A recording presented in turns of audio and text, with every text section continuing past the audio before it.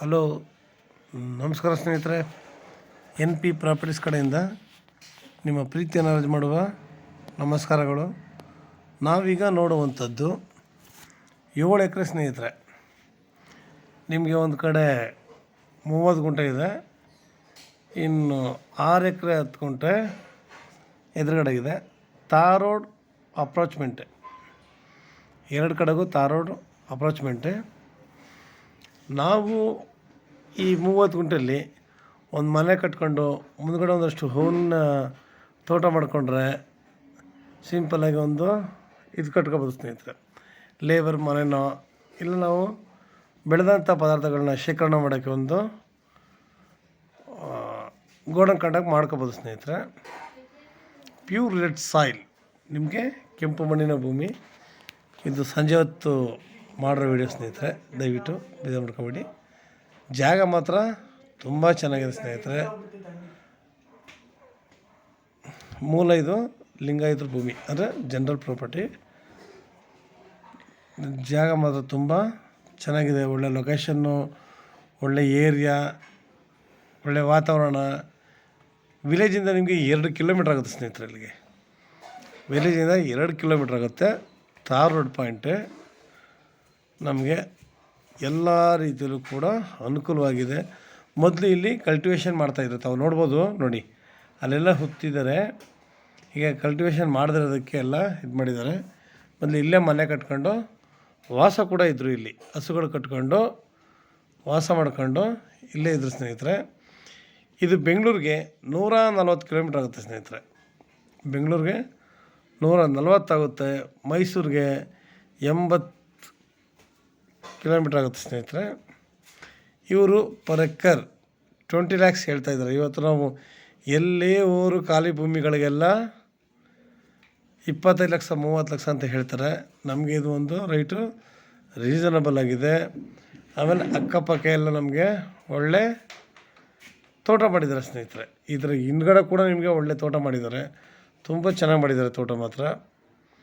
ನಾವು ಕೂಡ ಅದೇ ಥರ ಇದ್ದೀನಿ, ಒಳ್ಳೆ ತೋಟ ನಾವು ಮಾಡ್ಬೋದು ಸ್ನೇಹಿತರೆ. ನಮಗೆ ಇಲ್ಲಿ ಏನು ಮಾಡಬಹುದು, ಏನು ಮಾಡಬೇಕು, ಇಲ್ಲಿ ಯಾವ ಥರ ತೋಟನ ಮಾಡಬೇಕು. ಇವರು ಫೆನ್ಸಿಂಗ್ ಕಲ್ಲುಗಳು ಮಾಡ್ಕೊಂಡಿದ್ದಾರೆ ಹೊರತು ಅಲ್ಲಿನ್ನೂ ಇವರು ತಂತಿಗಳು ಹಾಕಿಲ್ಲ, ಏನು ಕೂಡ ಮಾಡಿಲ್ಲ. ಫೆನ್ಸಿಂಗ್ ಕಲ್ಲಂತೂ ಸುತ್ತ ಇವ್ರ ಲ್ಯಾಂಡ್ಗೆ ಇವರು ಅದ್ಬಸ್ತ್ ಮಾಡಿ ಹಾಕ್ಕೊಂಡಿದ್ದಾರೆ. ಇದರಲ್ಲಿ ನಮಗೆ ಕೃಷಿ ಹೊಂಡ ಕೂಡ ರೆಡಿ ಇದೆ. ಯಾಕೆಂದರೆ ಇದು ರನ್ನಿಂಗು ಮೂಮೆಂಟ್ ತೋಟ ಇವೆಲ್ಲ ಈಗ ರೀಸೆಂಟಾಗಿ ಬಿಟ್ಟಿರೋದಷ್ಟೇ. ಮೊದಲು ವ್ಯವಸಾಯ ಮಾಡ್ತಿರುವಂತಹ ಒಂದು ಜಾಗ ಇದು. ಇಲ್ಲಿ ಬೋರ್ಗಳು ಕೂಡ ಇದ್ದಾವೆ ಸ್ನೇಹಿತರೆ. 4 ಬೋರ್ ಇದೆ. ಏನಪ್ಪ 4 ಬೋರ್ ಅನ್ಬೋದು. ಇವರು ಮೊದಲು ಜಾಸ್ತಿ ಭೂಮಿ ಇತ್ತು, ನಂತರ ಡಿವೈಡ್ ಆಗಿ ಇದು ಇರುವಂಥದ್ದು. ನಿಮಗೆ ಈ 4 ಬೋರ್ಲು ಕೂಡ ನೀರಿದೆ. ಒಳ್ಳೆ ವಾಟರ್ ಸೋರ್ಸ್ ಏರಿಯಾ ಸ್ನೇಹಿತರೆ. ಇದು ನೀರಾವರಿ ಇರುವಂತಹ ಒಂದು ಜಾಗ. ಯಾರು ಬೇಕಾದ್ರೂ ಬನ್ನಿ, ನೀರನ್ನ ಮೋಟ್ರ್ ಹಾಕ್ಕೊಂಡು ಚೆಕ್ ಮಾಡಿ ಅನಂತರ ಬೇಕಾದ್ರೆ ಲ್ಯಾಂಡ್ ಪರ್ಚೇಸ್ ಮಾಡಿ. ಯಾರು ಹೇಳಿದ ಮಾತು ಬೇಡ, ಯಾರು ಕೇಳಿದ್ದು ಬೇಡ. ನೇರ ಅವ್ರ ಹತ್ರ ಮಾತಾಡೋಣ, ನೇರ ನೀರು ನೋಡಿ ಕಣ್ಣಾರ ನೀವು ಅನಂತರ ಬೇಕಾದ್ರೆ ಇದನ್ನು ಪರ್ಚೇಸಿಂಗ್ ಮಾಡಿ. ಜಾಗ ಅಂತ ನಿಮಗೆ ಸೂಪರಾಗಿದೆ, ಅನುಕೂಲವಾಗಿದೆ.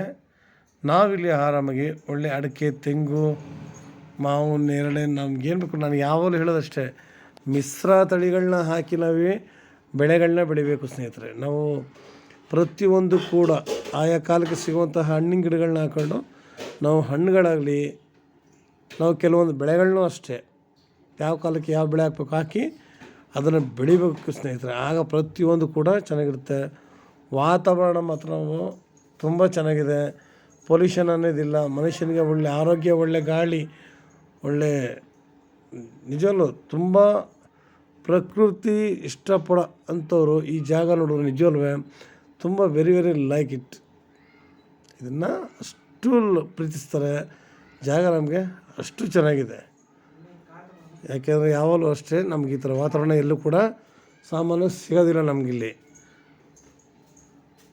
ಈ ಥರ ನೋಡಿ ಪ್ರಕೃತಿ. ಆಮೇಲೆ ಸುತ್ತ ಬೆಟ್ಟ ಗುಡ್ಡಗಳ ಕಾರಣ ನಮ್ಗೆ ಸುತ್ತ ಕೂಡ ಬೆಟ್ಟಗಳು ತುಂಬ ಇದೇ ಕಾಣುತ್ತೆ ಸ್ನೇಹಿತರೆ. ಅಷ್ಟು ಅನುಕೂಲವಾಗಿದೆ. ಸೌಂದರ್ಯ ಕೂಡ ಪ್ರಕೃತಿ ಸೌಂದರ್ಯ ನೋಡೋದೇ ಒಂದು ಆನಂದ ಅಂತೀವಲ್ಲ, ಹಂಗೆ ಪ್ರತಿಯೊಂದು ಕೂಡ ರೆಡಿ ಇದೆ ಸ್ನೇಹಿತರೆ. ಇಲ್ಲೇನು ಮಾಡ್ಬೇಕು ನಾವು ಅಂತಂದರೆ ಫೆನ್ಸಿಂಗ್ನ ಭದ್ರವಾಗಿ ನಾವು ಇಲ್ಲಿ ಸುತ್ತಲಾರ ಕಲ್ಲುಗಳು ಹಾಕಿದರೆ ಅದಕ್ಕೆ ನಾವು ಡೈಮಂಡ್ ಮೆಸ್ ಹಾಕ್ಕೊಂಡು ಕ್ಲೀನಾಗಿ ಭದ್ರಪಡಿಸ್ಕೊಂಡು ನಾವು ಈ ಥರ ಜಾಗಗಳಲ್ಲಿ ಒಳ್ಳೆ ತೋಟ ಮಾಡಿಕೊಂಡು ಒಳ್ಳೆ ಮನೆ ಮಾಡ್ಕೊಂಡಿದ್ರೆ ನಮ್ಮ ಫ್ಯೂಚರಲ್ಲಿ ನಮ್ಮ ಮುಂದಿನ ಫ್ಯೂಚರ್ ನಮ್ಮ ಮಕ್ಕಳ ಕಾಲಕ್ಕೂ ಕೂಡ ಇದು ಅನುಕೂಲಕರವಾಗಿರುತ್ತೆ. ಅವ್ರಿಗೂ ಕೂಡ ಒಂದು ಒಳ್ಳೆ ಭವಿಷ್ಯ ರೂಪಿಸೋದ್ರಲ್ಲಿ ಅನುಮಾನ ಪಡೋಷ್ಟಿಲ್ಲ ಸ್ನೇಹಿತರೆ. ಮನುಷ್ಯ ಇವತ್ತು ದುಡ್ಡು ಸಂಪಾದನೆ ಮಾಡ್ತಾನೆ ಸ್ನೇಹಿತರೆ. ಯಾವ ರೂಪದಲ್ಲಿ ಬೇಕಾದ್ರೂ ದುಡ್ಡು ಸಂಪಾದನೆ ಮಾಡ್ಬೋದು. ಆರೋಗ್ಯ ಮಾತ್ರ ಸಂಪಾದನೆ ಮಾಡೋದು ತುಂಬ ಕಷ್ಟ ಐತೆ. ತಾವು ಪ್ರತಿಯೊಬ್ಬರು ಕೂಡ ನೋಡ್ತೀವಿ ಅನಾರೋಗ್ಯ ಅನ್ನೋದು ಪ್ರತಿಯೊಂದು ಕಡೆನೂ ಆಡ್ತಾನೆ ಇದ್ದಾವೆ. ಮನುಷ್ಯನಿಗೆ ಅಷ್ಟು ಬಲ ಬರ್ತಾ ಇಲ್ಲ ಅಂತಾರೆ. ನಾವು ತಗೊಳ್ಳೋ ಫುಡ್ಡು ಪ್ರತಿಯೊಂದು ಕೂಡ ಕೆಮಿಕಲ್ಸ್ ಹೇಳ್ತಾರೆ. ತರಕಾರಿ ಕೂಡ ತಿನ್ನಬೇಕು. ಹಂಗೆ ತರಕಾರಿ ಇವತ್ತು ಅವರು ಕೂಡ ಆದಷ್ಟು ಗೊಬ್ಬರಗಳಾಕಿ ಬೇಗ ಬೆಳೆದು ದುಡ್ಡು ಮಾಡಬೇಕು ಅನ್ನೋ ಪ್ರಮೇಯದಲ್ಲಿ ಗೊಬ್ಬರಗಳನ್ನ ಹಾಕಿ ಬೆಳೆಯೋದ್ರಿಂದ ಅವು ಕೂಡ ಇವತ್ತು ನಮಗೆ ಆರೋಗ್ಯಕ್ಕೆ ಅಂತ ಒಳ್ಳೆಯದಲ್ಲ.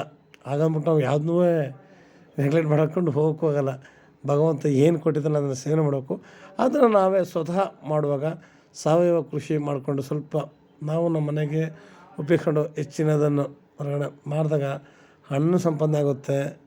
ಪ್ರತಿಯೊಂದು ನಾವು ಕೂಡ ಆರೋಗ್ಯವಂತರಾಗಿರ್ತೀವಿ. ಮನುಷ್ಯನಿಗೆ ಎಲ್ಲ ರೀತಿಯಲ್ಲೂ ಅನುಕೂಲ ಇದ್ದಷ್ಟು ತುಂಬ ಚೆನ್ನಾಗಿರ್ತಾರೆ ಸ್ನೇಹಿತರೆ. ನಿಮ್ಗೆ ಇನ್ನೂ ಹೆಚ್ಚಿನ ಮಾಹಿತಿ ಬೇಕು ಅಂದರೆ 6360446978 ಈ ನಂಬರ್ಗೆ ಕಾಲ್ ಮಾಡಿ ಸ್ನೇಹಿತರೆ. ಲೈಕ್ ಮಾಡಿ, ಶೇರ್ ಮಾಡಿ ಸ್ನೇಹಿತರೆ. ನೀವು ಶೇರ್ ಮಾಡೋದ್ರಿಂದ ನಮ್ಮಂಥವ್ರು ಬೆಳೆಯಲಿಕ್ಕೆ ತುಂಬ ಅನುಕೂಲ ಆಗುತ್ತೆ. ನಿಮ್ಮಂಥವ್ರಿಂದ ಎಷ್ಟೋ ಜನಗಳು ಒಳ್ಳೆ ಭೂಮಿಗಳು ಬೇಕು ಅಂತಾರೆ. ಅವ್ರು ಸರಿಯಾಗಿ ಮಾರ್ಗದರ್ಶನ ಕೊಟ್ಟರೆಲ್ಲ ನಿಮ್ಮ ಶೇರ್ ಮಾಡಿದಾಗ ತುಂಬ ಅನುಕೂಲ ಆಗುತ್ತೆ ಸ್ನೇಹಿತರೆ. ನಮಸ್ಕಾರ, ಧನ್ಯವಾದಗಳು ಸ್ನೇಹಿತರೆ.